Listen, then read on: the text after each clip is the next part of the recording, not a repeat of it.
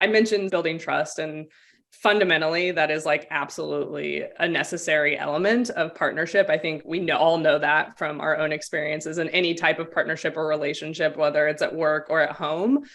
Trust is like absolutely foundational and key. And so we work really hard at that and have worked really hard at that, both through time, right? And just working together and building that sort of rhythm. But also transparency and vulnerability and being really like honest and uncomfortable and sharing our thoughts and our experience and not being afraid to say what you really think. I think a lot of sort of the initial aha moments for us, I think where Nicole really saw a partner in me, and not to speak for her, but this is something she shared with me, is one of an early like moment we had where I was like, we need to change this immediately or else like the business viability is at question. And she was like, I just respected so much to have somebody tell me that directly and like fearlessly. And so that I think established a lot of trust for us.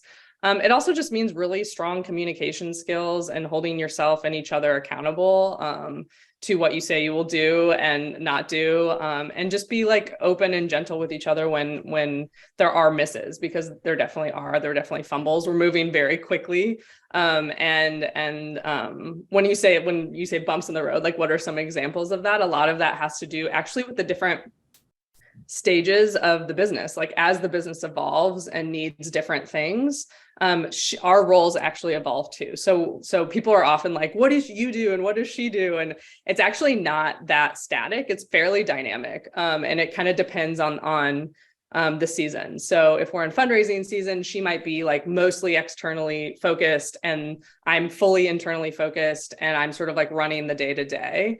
If we're in sort of like an innovation and building cycle, we may sort of divide and conquer the inside, and she'll be a little bit more hands-on on things like innovation and sort of like brand philosophy, and I'll sort of connect the dots cross-functionally and all of those things.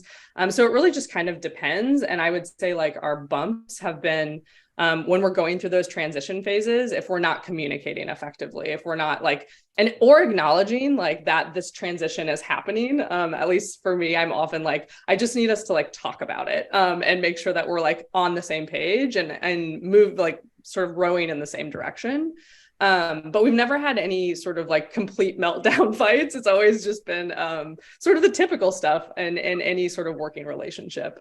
You also, I think like tactically, you really do have to align on sort of what decisions you do need to make together and what decisions you don't. And we sort of have this belief that there's only a handful of big decisions in a year that we need to like sit down, pause, like really, really dive deep on together. And then we give each other a lot of room and trust to move quickly if one of us isn't in the room, and we work really hard to just bring the other one up to speed.